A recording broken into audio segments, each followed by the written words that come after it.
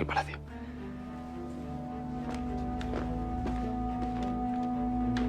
¿Recuperar el ducado de Miramar o que tuvo algún desencuentro con tu hermano Rafael? Bueno, no sé qué lo tiene, pero me barrunto que aquí está pasando algo y deberíamos averiguar qué es. Sí, solo faltaría que nos pusiéramos a espiar a la duquesa. Que me está costando abandonar la tenencia del título después de tanto tiempo. Carlas, me las da cuando termine con Luisa. No va a ser posible, querida. ¿Por qué no? Aunque sea por verte con alguno de los dos vestidos. Seguro que estarás preciosa con ambos. No has hecho nada malo. Para la gente sí. Entonces ve a convencerla para que eso no ocurra. Y deja de... La confesión de Alejo marcó un punto de inflexión irreversible en la historia del Valle. Con esas palabras, no solo se liberó del peso que había cargado durante años, sino que abrió una herida colectiva que afectaría a todos los que orbitaban a su alrededor. La verdad, largamente enterrada, demostró una vez más que en Valle Salvaje ningún secreto permanece oculto para siempre y que cada acto, por justificado que parezca en su origen, acaba reclamando su precio. El dilema de Bárbara simboliza el conflicto moral que atraviesa toda la comunidad. Comprender las razones de Alejo no borra la gravedad de lo ocurrido, y su silencio o su denuncia tendrán consecuencias profundas. En ese instante, el bien y el mal dejaron de ser categorías claras para convertirse en una zona gris donde la lealtad, el amor y la justicia chocan sin ofrecer soluciones limpias. La protección de Luisa, motor de la tragedia, vuelve a situarla en el centro de una tormenta que ella nunca buscó, pero de la que tampoco puede escapar. Al mismo tiempo, los demás conflictos siguen su curso, alimentados por la misma lógica de poder y control. Victoria, firme en su determinación de dominar cada pieza del tablero, demuestra que su influencia no depende solo de amenazas abiertas, sino de la capacidad de manipular culpas y miedos ajenos. Mercedes, atrapada entre el amor, la mentira y el arrepentimiento, empieza a comprender que algunas decisiones no admiten marcha atrás y que la protección mal entendida puede convertirse en una forma de traición. Dámaso, por su parte, encarna la cara más fría del conflicto. Su insatisfacción tras la abdicación de José Luis revela que su objetivo nunca fue únicamente el poder formal, sino el sufrimiento ajeno. La caída del duque no ha cerrado la guerra, sino que ha inaugurado una fase más oscura, donde la humillación y la enfermedad se convierten en armas tan eficaces como cualquier decreto. Rafael, testigo de ese desgaste, se perfila como un personaje clave, dividido entre la lealtad filial y la sospecha creciente hacia quienes rodean a su padre. La boda de Adriana, concebida como símbolo de unión, se transforma así en el reflejo de un valle fracturado. La ausencia de Luisa, impuesta por el miedo, y la obstinación de Adriana revelan hasta qué punto los afectos personales chocan con las estructuras de poder. Nada de lo que ocurre es aislado. Cada decisión individual repercute en el conjunto, creando una red de consecuencias que se expande sin control. En Valle Salvaje, el pasado nunca está muerto. Regresa disfrazado de cartas quemadas, de títulos perdidos o de confesiones tardías. Y ahora, con la verdad de Domingo sobre la mesa, el futuro se anuncia incierto y peligroso. La calma aparente es solo el preludio de nuevas revelaciones, porque cuando la verdad irrumpe, ya nada puede volver a ser como antes. El derrumbe de Alejo fue tan silencioso como definitivo. Cuando por fin se quedó a solas con Bárbara, ya no tenía fuerzas para seguir sosteniendo la fachada que había levantado durante años. Sus manos temblaban y su voz se quebró antes incluso de pronunciar la primera palabra. Bárbara, consciente de la gravedad del momento, no lo interrumpió. Sabía que lo que estaba a punto de escuchar no era una simple confesión, sino el final de una huida prolongada.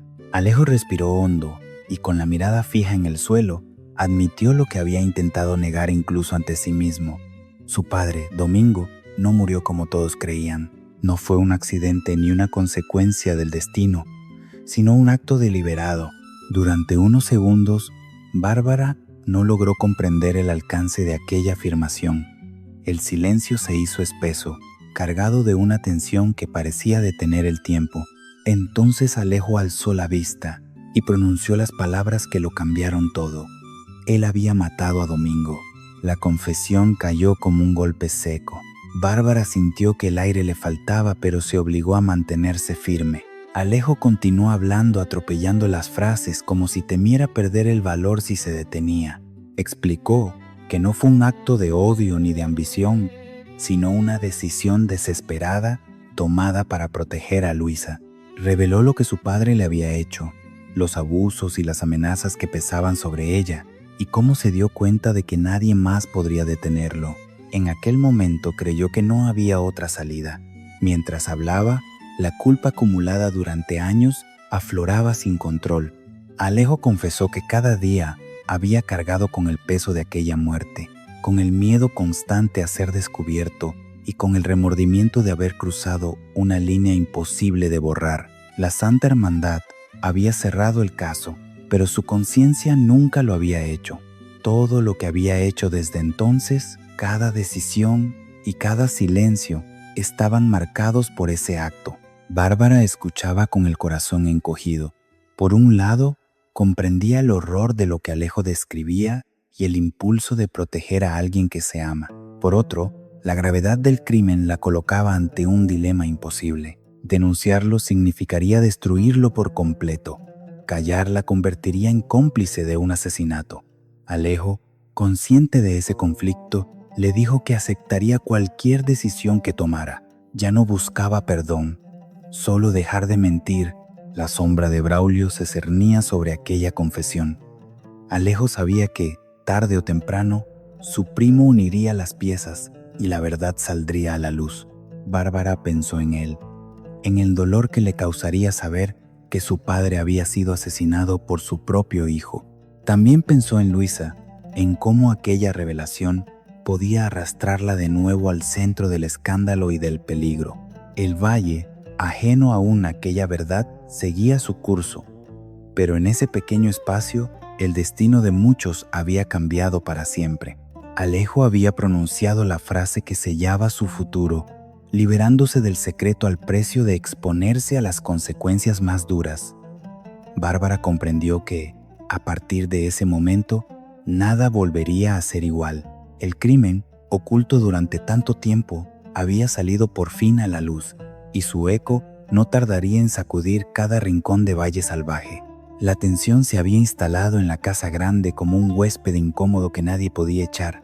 Desde el momento en que Adriana dejó claro que no pensaba casarse sin la presencia de Luisa, cada conversación, cada gesto y cada silencio adquirieron un peso distinto. La boda, que debía ser motivo de celebración, se había transformado en un campo de batalla donde chocaban voluntades antiguas, rencores mal cerrados y amenazas apenas disimuladas. Adriana, cansada de obedecer órdenes que siempre parecían ir en contra de lo que sentía, se mantuvo firme, aún sabiendo que su postura desafiaba directamente la autoridad de José Luis.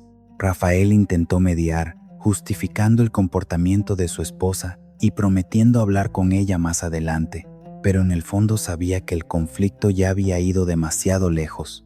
Mientras tanto, los preparativos seguían su curso de manera casi automática. Pepa llevó a Eva las muestras de dulces para la boda, intentando mantener una normalidad que ya no existía. Al probarlos, el desastre fue inmediato.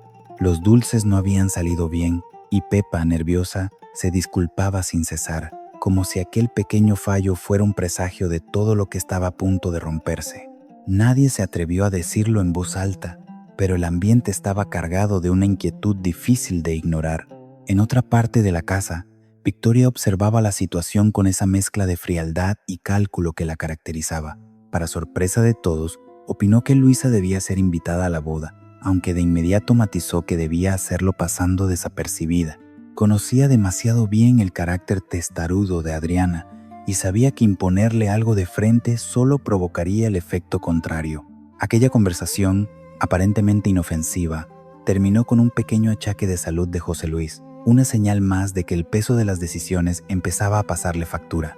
Rafael y Luisa hablaron más tarde con Adriana, intentando hacerle ver que no lograrían convencer a José Luis y convendría que claudicara.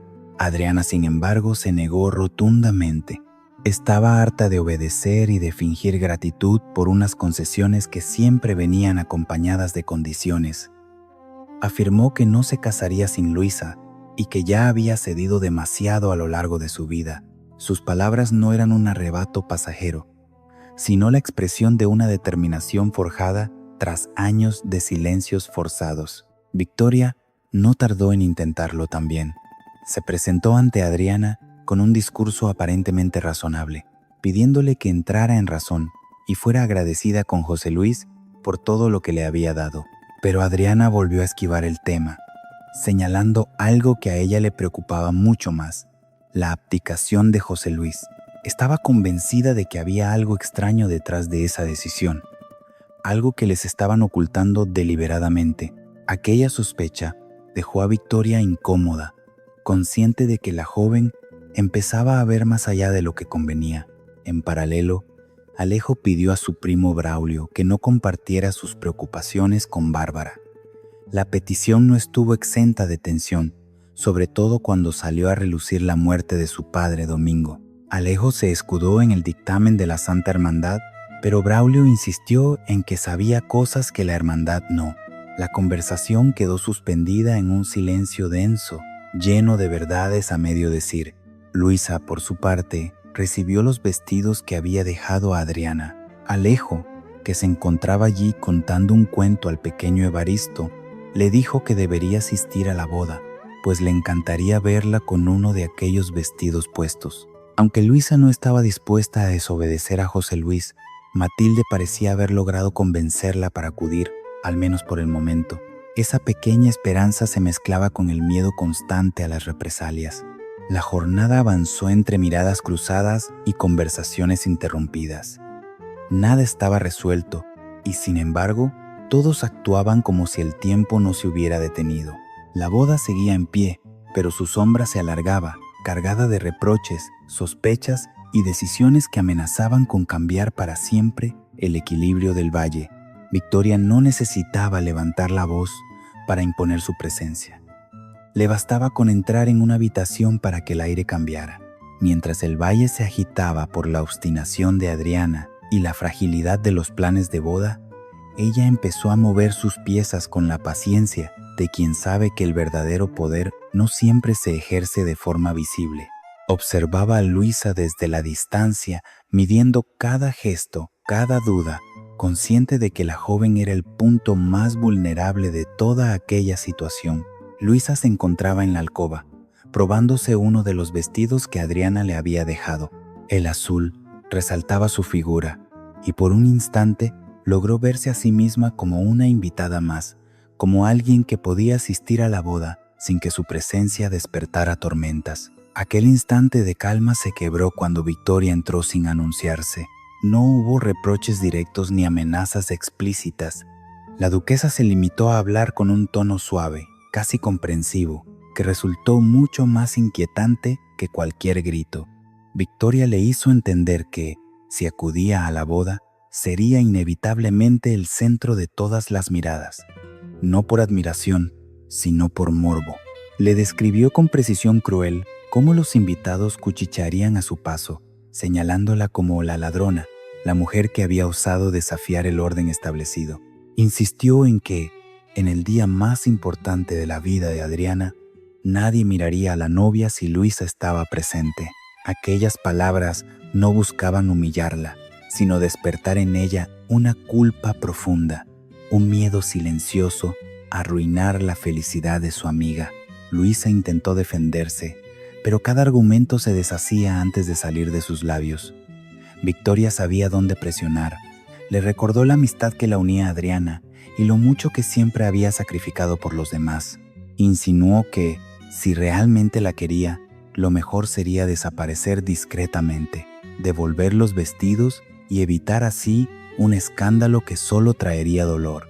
Al final, con una serenidad devastadora, le dijo que aún estaba a tiempo de hacer lo correcto. Cuando Victoria se marchó, Luisa se quedó sola, con el vestido en las manos y un nudo en la garganta. Sentía que, hiciera lo que hiciera, alguien saldría herido. La presión era insoportable. Aquella no era la primera vez que recibía una de cal y dos de arena, pero sí la más dura, porque venía envuelta en una falsa preocupación que la dejaba sin fuerzas para rebelarse. Al mismo tiempo, Victoria seguía extendiendo su influencia. No se conformaba con sembrar dudas, necesitaba controlar cada reacción. Sabía que Adriana no se rendiría fácilmente y que insistiría una y otra vez en que Luisa asistiera. Por eso, decidió subir un escalón más en su estrategia. Esta vez, la amenaza sería clara y directa, aunque todavía no la pronunciaría en voz alta. Todo tenía su momento. En los pasillos del palacio se respiraba una calma engañosa. Nadie parecía notar cómo Victoria iba cerrando el cerco alrededor de Luisa, aislándola poco a poco. Incluso Matilde, que había logrado convencerla de acudir a la boda, ignoraba que la duquesa ya había puesto en marcha un plan para deshacer esa decisión. La aparente tregua no era más que una ilusión destinada a romperse. Mientras tanto, Adriana seguía firme en su postura, sin saber que, a sus espaldas, se libraba una batalla silenciosa. Confiaba en la lealtad de Luisa y en su amistad, sin imaginar el peso de las amenazas veladas que empezaban a caer sobre ella. Victoria observaba, calculando el siguiente movimiento, convencida de que, al final, todos acabarían cediendo. En el valle, la paz nunca era gratuita, y ella estaba dispuesta a demostrarlo una vez más. La decisión de Luisa no tardó en resquebrajarse bajo el peso de las amenazas. Tras el encuentro con Victoria, la joven pasó horas debatiéndose entre el miedo y la lealtad, caminando de un lado a otro de la habitación como si buscara una salida que no existía. Cada palabra de la duquesa resonaba en su mente, amplificada por la certeza de que aquellas advertencias no eran simples intimidaciones vacías. Victoria nunca hablaba en vano, y Luisa lo sabía mejor que nadie. Ese mismo día, decidió buscar a Adriana. La encontró inquieta, revisando detalles de la boda con una determinación que parecía sostenerla en pie. Luisa respiró hondo antes de hablar, consciente de que lo que estaba a punto de decir podía quebrar algo irremediable entre ellas. Con voz temblorosa, le confesó que no acudiría a la boda. No dio demasiados detalles al principio, solo repitió que lo sentía y que no podía hacerlo. Adriana reaccionó con incredulidad, negándose a aceptar aquella renuncia repentina después de todo lo que habían hablado. Adriana insistió, recordándole que no pensaba casarse sin ella, que su presencia era imprescindible, pero Luisa se mantuvo firme, aunque por dentro se desmoronaba. No se atrevía a confesar aún la verdadera razón, el miedo a acabar en prisión, la amenaza directa que pendía sobre su cabeza. Prefería cargar sola con ese peso antes que arrastrar a su amiga a una confrontación aún mayor con Victoria y José Luis. Cada palabra que pronunciaba era un esfuerzo por mantener la compostura. Mientras tanto, Adriana se debatía entre la rabia y la preocupación. Veía en los ojos de Luisa un temor que no encajaba con una simple decisión personal. Intuía que algo más estaba ocurriendo, algo oscuro que se les escapaba. Aún así, siguió insistiendo, convencida de que la verdad acabaría saliendo a la luz. La tensión empezó a pasarle factura, y quienes la rodeaban temían que aquel estado no fuera bueno para su salud, especialmente en su delicada situación. Luisa regresó a su habitación con el corazón encogido. Allí, rodeada de los vestidos que ya no usaría, se permitió llorar en silencio. Sentía que traicionaba a Adriana, pero también sabía que no tenía fuerzas para enfrentarse a las consecuencias de desobedecer a Victoria. La amenaza de pasar la noche en prisión no era solo un castigo físico, sino una humillación pública que podía destruirla por completo. En el valle, la reputación era tan importante como la libertad. Al caer la noche, la presión aumentó. Victoria, lejos de darse por satisfecha, dejó claro que no toleraría ninguna vacilación más. Si Luisa cambiaba de opinión y acudía a la boda, las consecuencias serían inmediatas. Esa certeza terminó de quebrar cualquier resto de duda. Luisa entendió que su sacrificio era la única forma de evitar un mal mayor, aunque le doliera renunciar a la felicidad de su amiga y a la suya propia. Adriana, por su parte, empezó a mostrar signos de agotamiento. A pesar de la insistencia de Rafael y de quienes la querían, se negaba a ceder. Seguía repitiendo que Luisa estaría a su lado el día de la boda, aferrándose a esa idea como a un último acto de resistencia. Sin embargo, la ausencia de su amiga empezaba a perfilarse como una herida abierta, una más en una larga lista de imposiciones que había soportado en silencio. En el fondo, todos sabían que aquella renuncia no sería el final del conflicto, sino el principio de algo aún más grave. Luisa había elegido el miedo para proteger a los demás, pero esa elección solo alimentaba la sombra de Victoria, que crecía con cada paso atrás de quienes la rodeaban. El valle seguía su curso, aparentemente en calma, mientras las consecuencias de aquella decisión empezaban a tomar forma. El asunto de las cartas de Gaspar empezó a cobrar una importancia inesperada, convirtiéndose en otro foco de tensión que amenazaba con desestabilizar aún más el frágil equilibrio del valle. Todo comenzó cuando Matilde, convencida de que aquellas cartas podían arrojar luz sobre demasiadas sombras, volvió a preguntar a Mercedes por ellas. La respuesta que recibió la dejó desconcertada. Mercedes aseguró con una calma forzada que las había quemado. No hubo vacilación en sus palabras, pero sí un brillo extraño en su mirada que delataba una mentira mal sostenida. Matilde quedó estupefacta. Conocía demasiado bien a Mercedes como para no percibir que algo no encajaba. Las cartas de Gaspar no eran simples recuerdos, contenían información delicada, confesiones y detalles que podían comprometer a más de una persona en el valle. Que Mercedes hubiera decidido destruirlas sin consultar a nadie resultaba, cuanto menos, inverosímil. Aún así, la duquesa solo pudo responder que lo sentía, escudándose en una decisión tomada en un momento de arrebato. La relación entre ambas nunca había sido fácil, pero hasta entonces se había sostenido sobre una base de confianza frágil pero real. Aquella confesión la resquebrajó por completo. Matilde se marchó con la sensación de haber perdido algo más que unas cartas. Había perdido la certeza de poder confiar en Mercedes. Y ese sentimiento, una vez instalado, era difícil de erradicar. Esa misma noche, Matilde compartió sus dudas con Atanasio. Juntos repasaron cada detalle de la explicación de Mercedes, buscando coherencia donde no la había. Atanasio fue el primero en decirlo en voz alta. Aquella historia no tenía sentido. ¿Por qué quemar las cartas justo ahora? ¿Por qué asumir sola una responsabilidad que afectaba a tantos? Las preguntas se acumulaban sin respuesta, y cuanto más hablaban, más evidente se hacía que había algo oculto detrás de aquel gesto. Fue entonces cuando Atanasio empezó a sospechar que Dámaso podía estar implicado. Su nombre surgió casi de manera natural, como una sombra que siempre estaba presente cuando algo turbio salía a la superficie. Si Mercedes había mentido, lo más probable era que lo hubiera hecho para proteger a alguien, o porque alguien la había empujado a hacerlo. Matilde, aunque reticente al principio, no pudo evitar reconocer que aquella posibilidad explicaba demasiadas cosas. Decidieron, sin decir nada a nadie, observar con más atención los movimientos de Mercedes. No se trataba de acusarla abiertamente, sino de esperar el momento oportuno para confirmar sus sospechas.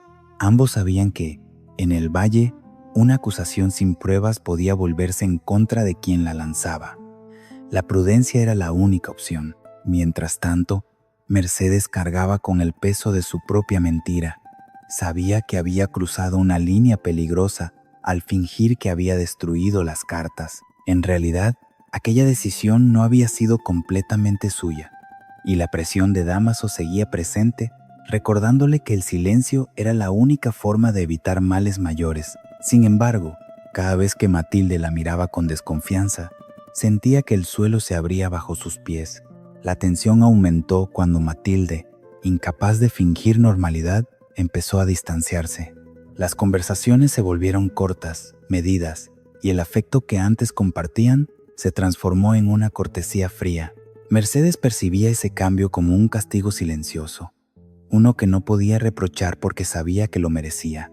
Aún así, seguía convencida de que había hecho lo necesario para proteger lo que consideraba más importante. En el valle, las cartas de Gaspar se convirtieron en un símbolo de todo lo que estaba oculto. Aunque nadie más sabía oficialmente de su supuesto destino, la sensación de que algo se había perdido para siempre empezó a extenderse. Cada secreto enterrado generaba otros nuevos, y la desconfianza crecía como una mancha difícil de borrar.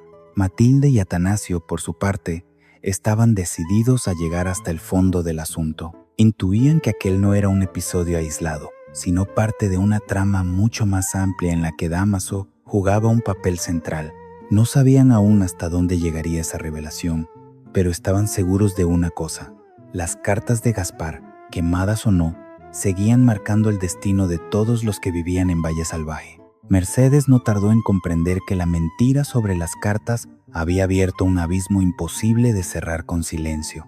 La distancia creciente de Matilde la empujó a tomar una decisión desesperada: buscar a Victoria y ofrecerle una tregua. Aquella idea, que en otro momento habría parecido impensable, surgía ahora como la única salida para ganar tiempo y evitar que el conflicto siguiera escalando.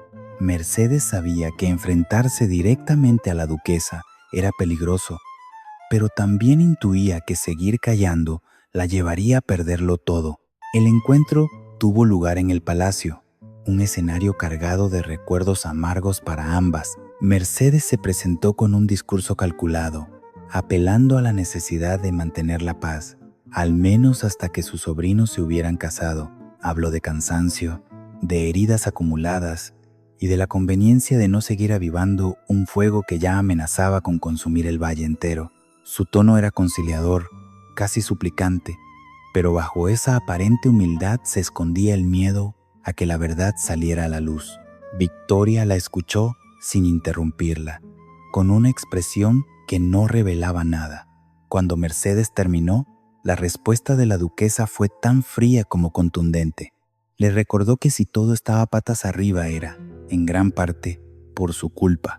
La acusó de haberle dado alas a Dámaso, de haber confiado en él y de haber permitido que su influencia desatara el caos que ahora todos sufrían.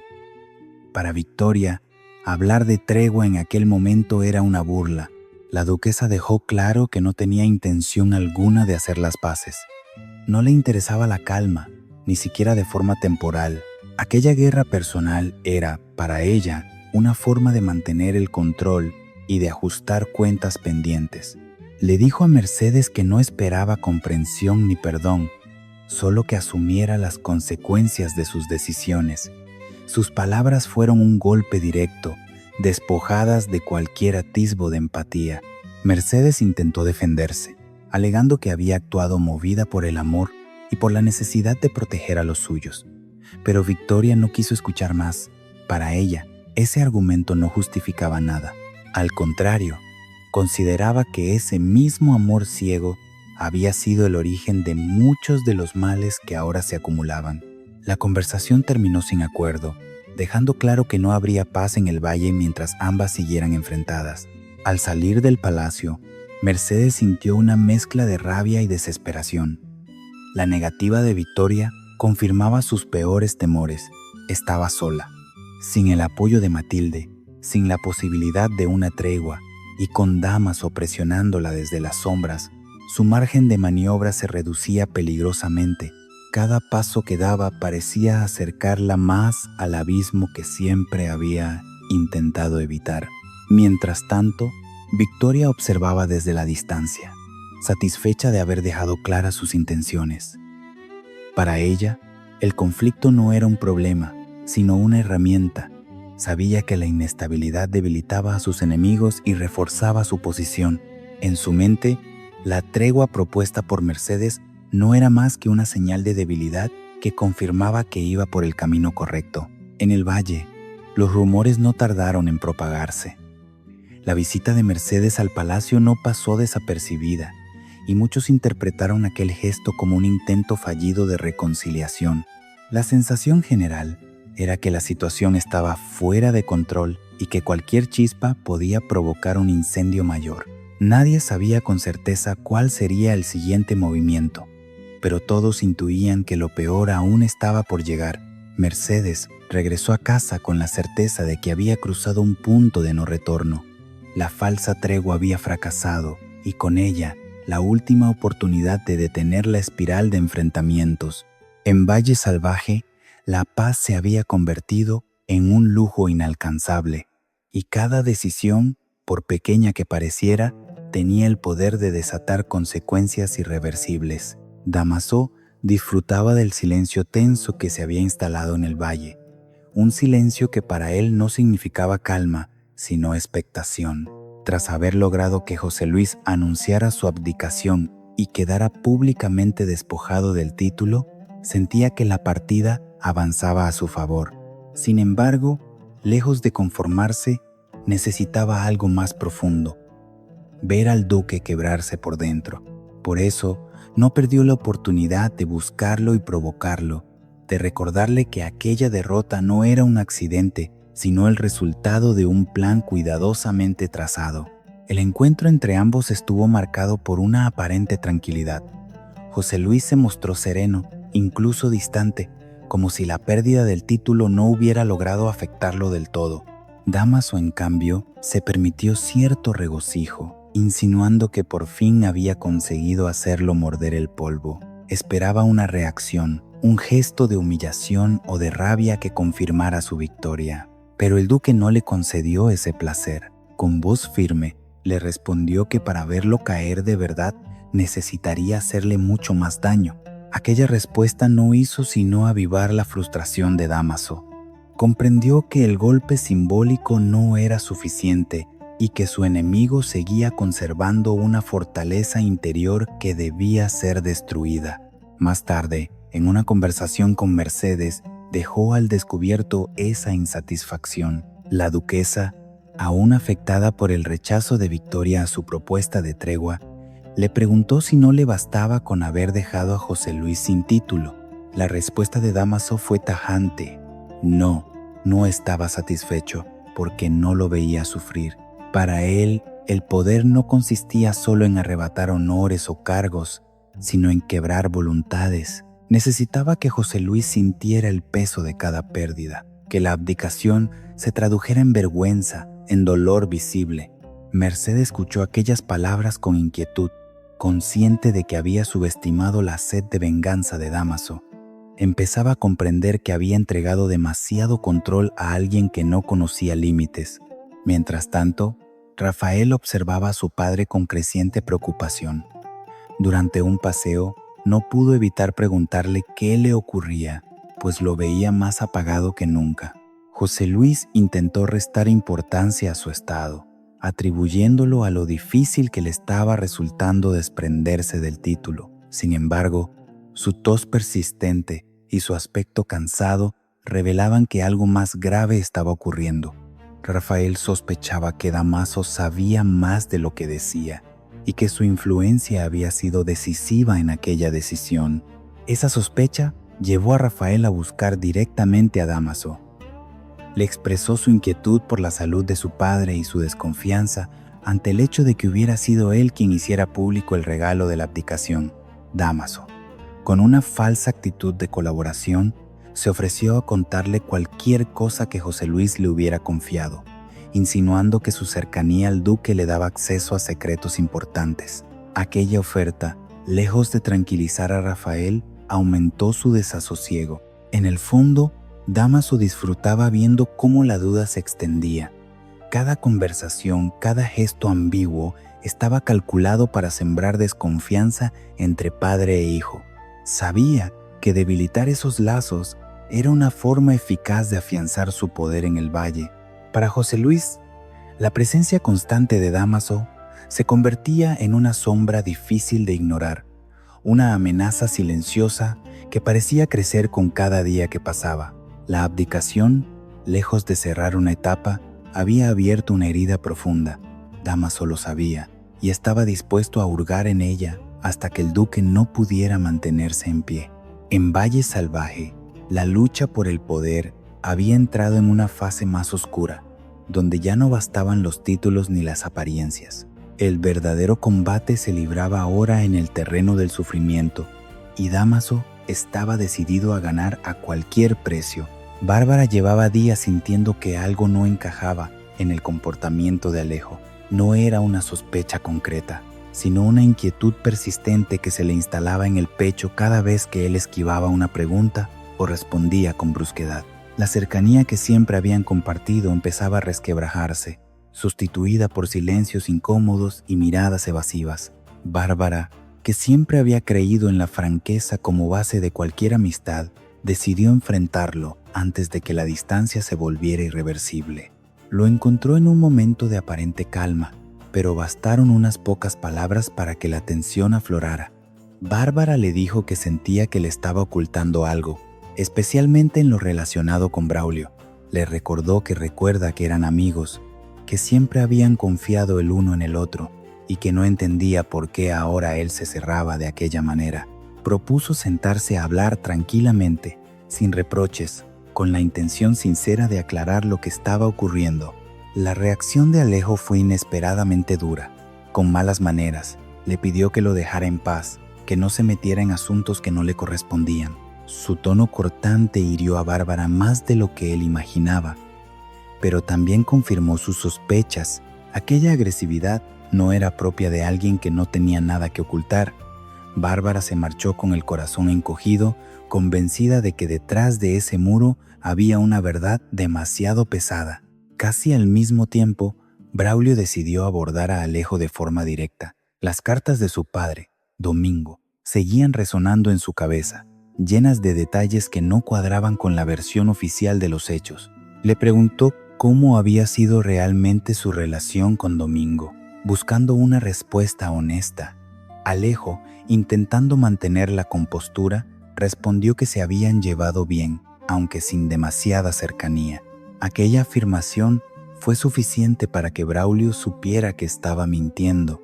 Braulio le recordó que eso no era lo que su padre le contaba en sus cartas, que hablaba de encuentros, de conversaciones largas y de una relación más profunda de lo que Alejo quería admitir.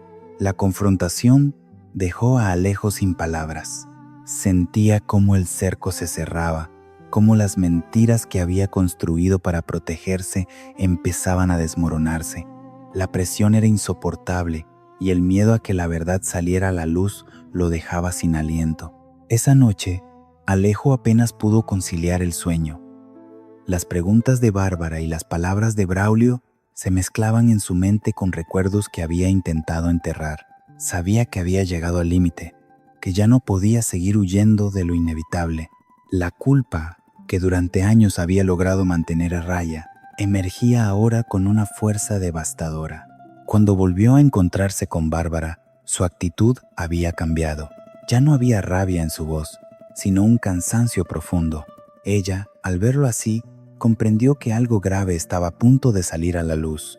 Sin rodeos, Alejo admitió que Braulio tenía razón, que la versión oficial sobre la muerte de su padre no era toda la verdad. Bárbara lo escuchaba en silencio, consciente de que aquella confesión marcaría un antes y un después. Las palabras quedaron suspendidas entre ambos, cargadas de un peso insoportable. Alejo aún no había dicho lo peor, pero el simple hecho de reconocer que había mentido abría una herida difícil de cerrar. Bárbara entendió que estaba a punto de enfrentarse a una verdad que podía cambiarlo todo. No solo para ellos, sino para todo el valle. El secreto de Alejo, largamente guardado, estaba a punto de romper el silencio que lo había protegido durante tanto tiempo.